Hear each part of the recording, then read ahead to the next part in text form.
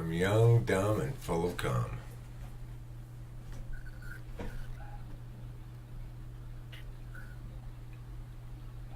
Yep, that's me, host Eric.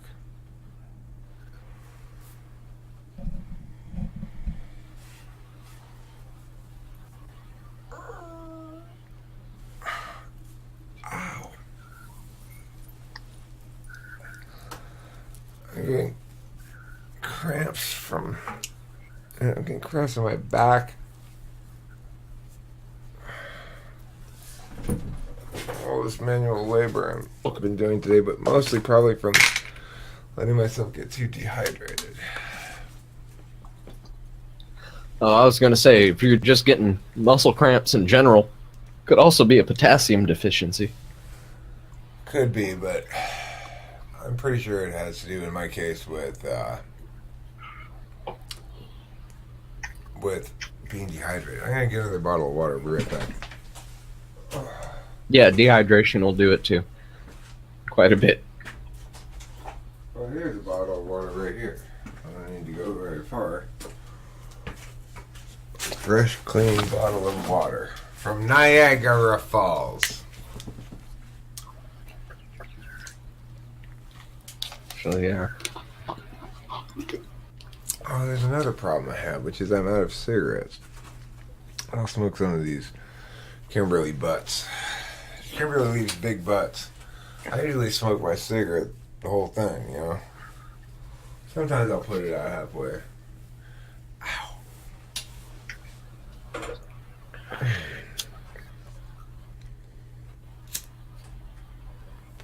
Or I have... Well, smoking helps with cramps too. It does.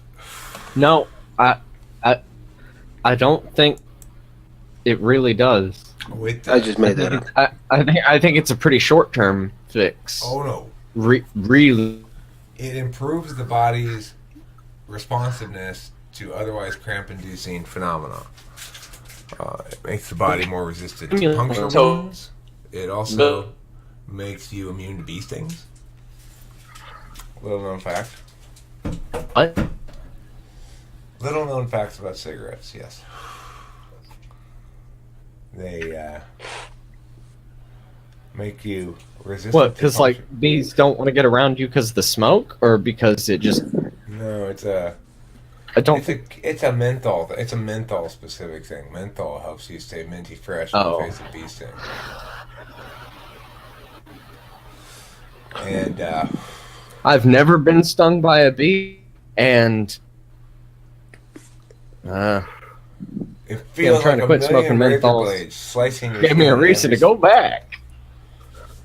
It's painful, but you know what's really painful? A wasp sting.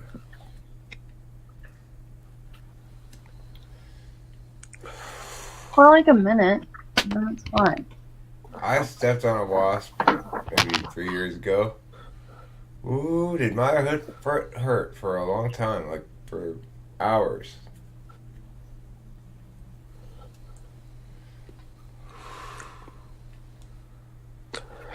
Have you heard about that guy who had all these different kind of insects sting him to develop a pain scale?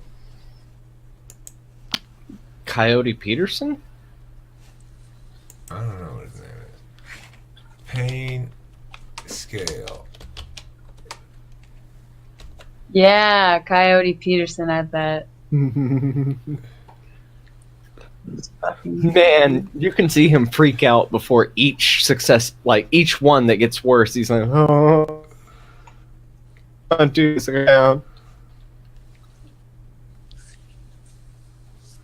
They were chasing one of them, trying to catch him, and he ended up running into, I can't remember the name of the cactus, but they're kind of designed to launch if you get close enough, and he just got fucked up by like 6 of them. Hold on, let me see.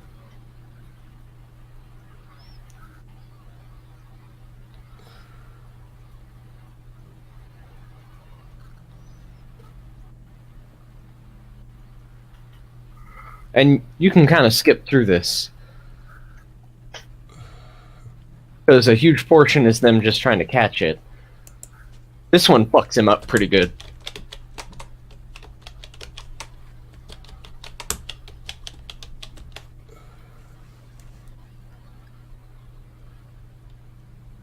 Schmidt. That's the guy's name. The Schmidt index. Schmidt index. Yeah. Schmidt index. Weird name. So The Schmidt pain index. Yeah, That whole name is almost a tongue twister. Okay, so Coyote Peterson uses this scale. No, he doesn't. Never mind. I think he might use the doll scale. Let's see, what is that? That is based on... the Schmidt sting pain index is a pain scale rating the relative pain caused by different insect stings. It's mainly the work of Justin O. Schmidt, an entomologist at the Carl Hayden Bee Research Center in Arizona. Schmidt has published a number of papers on the subject and claims to have been stung by the majority of stinging Hymenoptera. His original paper was 1969 and was a way to systematize and compare the hemolytic properties of insect venoms. The index contained in the paper started from 0 for stings that are completely ineffective against human, progressed through 2 of familiar pain such as a common bee or wasp sting, and finished at 4 for the most painful stings. Would you say his name was Justin O'Shit? Justin O. Schmidt. Cynoeca septentrionalis, along with other wasps in the genus Cynoeca, bullet ants and tarantula hawks were the only species to attain the ranking of 4. Some descriptions of the most painful examples were given, e.g. Paraponera clavata stings induced immediate excruciating pain and numbness to pencil point pressure, as well as trembling in the form of a totally uncontrollable urge to shake the affected part.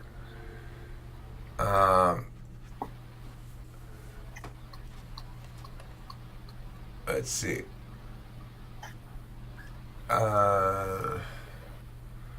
Pain level 3. Some ants are also rated at pain level 3, including the giant bull ant and Maricopa harvester ant. Schmidt considered the sting of the Maricopa harvester ant as having a pain level of 3, describing it as, quote, after 8 unrelenting hours of drilling into that ingrown toenail, you'd find the drill wedged into the toe. Pain level 4 is the highest level. He gave the sting of the tarantula hawk a rating of 4, which he described as blinding, fierce, and shockingly electric. The bullet ant has a 4+. He described the sting as pure, intense, brilliant pain, like walking over flaming charcoal with a 3-inch nail embedded in your heel. The bullet ant's venom primarily contains ponerotoxin, a paralyzing neurotoxic peptide.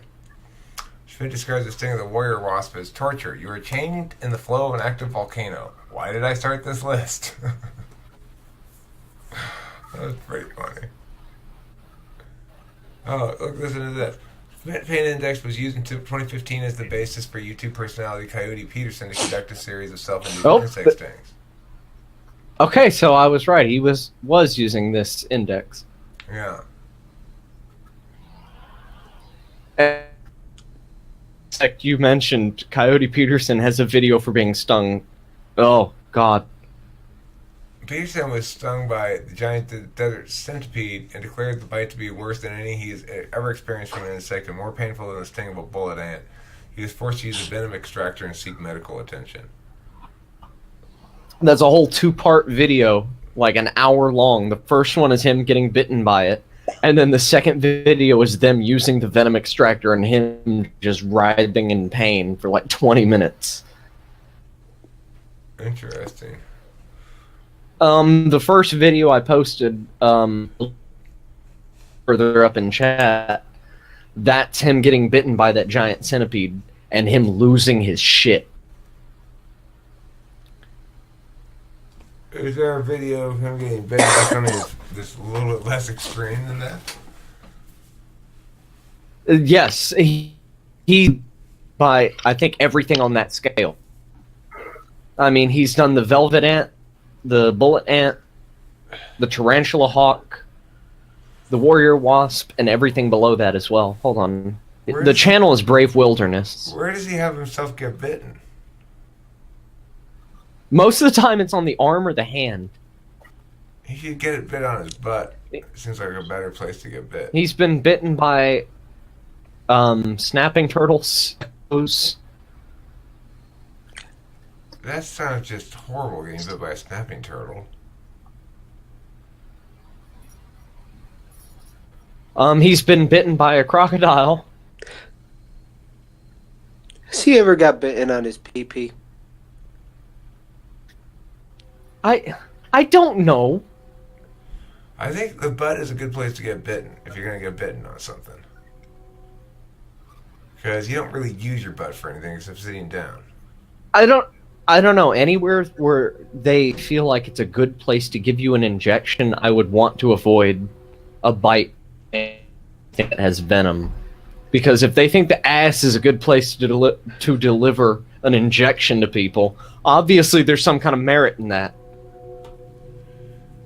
Do they?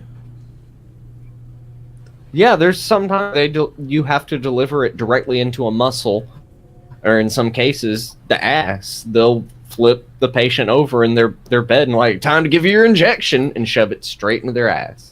Or ass cheek, I should say. Right, that's what I'm talking about. It's really weird to have to get an weird to have to get an injection directly into your asshole. So how is getting injected in your butt different than like the chubby part of your arm?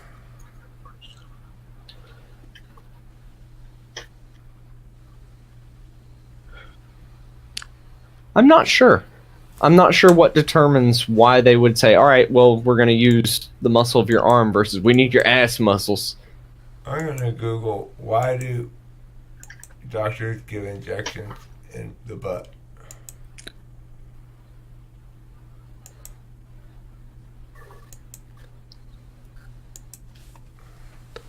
Why Just type. doctors inject in the butt?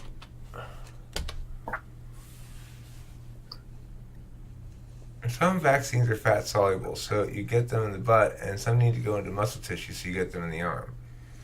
The area they inject is relatively free of any major nerves or big blood vessels, because some shots absorb better in fatty tissue, butt, abdomen, than muscle deltoid.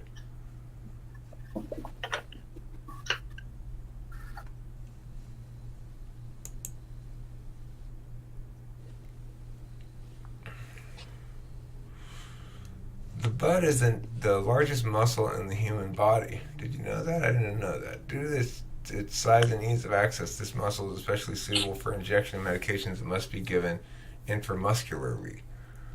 Smaller muscles, such as the deltoid found in the upper arm, can accommodate only small amounts of medication in an injection. Some medications can irritate the body's tissues and therefore require an injection deep into a muscle, where there is less likelihood of leakage to the more delicate superficial tissues. Because the buttocks muscle is large and well developed, it traditionally has been chosen for these types of medications. Today, it's recognized there are several problems associated with treating the rear buttocks, or the traditional dorsogluteal upper outer area of the muscle, for injections. The sciatic nerve and several major blood vessels run through this muscle. In addition, the fat pad varies greatly from one patient to another. That means the choice of the rear buttocks muscle for injection puts the patient at risk for nerve or blood vessel injury, as well as irritation or injury.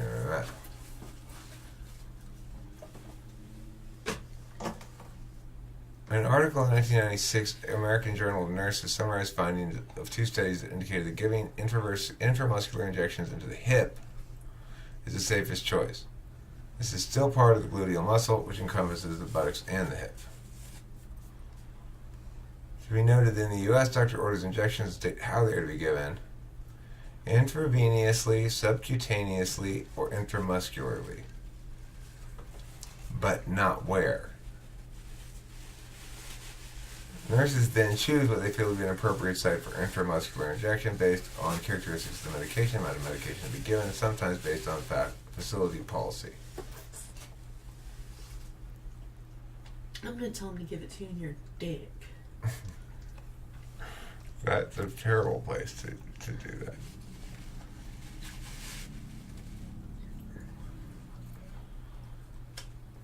Nurse, he requested this.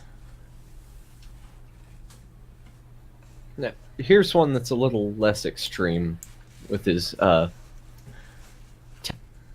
animals to bite him, or insects to bite him. Oh, you're online. Yeah. Alright, I'm gonna watch it in another tab. A bite on Fire the ant. anus with one prong going into one side of the hole, the other prong going to the other side, punching through and meeting in the middle. That would be a very precise bite.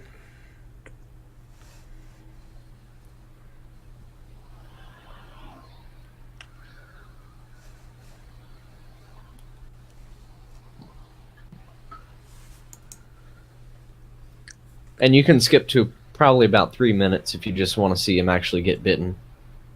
Oh, God. There's a huge portion of his videos where he just explains things. Where's he getting bit? Alright, I'm gonna watch a couple of these things. I'll be right back. I got them in. I'm gonna go backwards. I'm gonna go to the most recent one. Oops, I pushed watch together. My bad. I didn't mean to.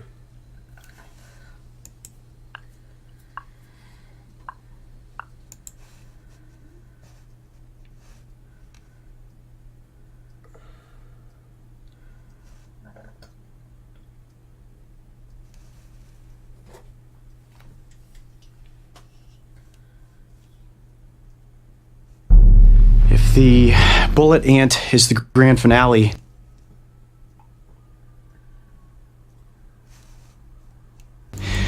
on my quest to find the most painful sting in the insect kingdom, the tarantula hawk.